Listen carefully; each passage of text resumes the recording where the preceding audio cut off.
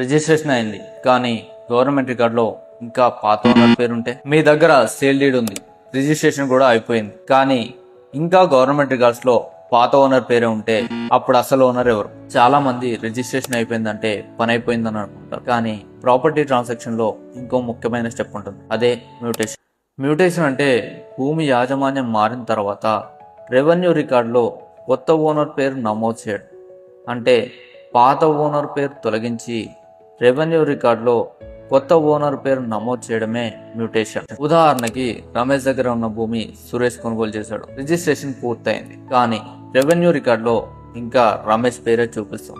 ఈ రికార్డ్స్ ని అప్డేట్ చేయడానికి మ్యూటేషన్ అవసరం. అందుకే తెలంగాణ రెవెన్యూ సిస్టంలో కూడా మ్యూటేషన్ అనే ప్రక్రియ ఉంది. యాజమాన్యం మారినప్పుడు రెవెన్యూ రికార్డ్స్ అప్డేట్ చేయడానికి మ్యూటేషన్ ఉపయోగపడుతుంది. అందుకే గుర్తుంచుకోండి, రిజిస్ట్రేషన్ అంటే డాక్యుమెంట్ రిజిస్ట్రేషన్, మ్యూటేషన్ అంటే రెవెన్యూ రికార్డ్ అప్డేషన్. ఈ రెండింటి మధ్య తేడా తెలియక చాలా మంది సమస్యలు పడుతున్నారు. మ్యూటేషన్ అంటే ఒకటే కాదు, sale mutation, succession mutation, partition mutation, ఇలా 3 ముఖ్యమైన రకాలు ఉంటాయి. వాటి గురించి నెక్స్ట్ వీడియోలో తెలుసుకుందాం. మీకు ఈ ఇన్ఫర్మేషన్ నచ్చితే లైక్ చేయండి, షేర్ చేయండి. ఇలాంటి మోర్ ఇన్ఫర్మేషన్ వీడియోస్ కోసం మన ఛానల్ని ఫాలో చేయండి.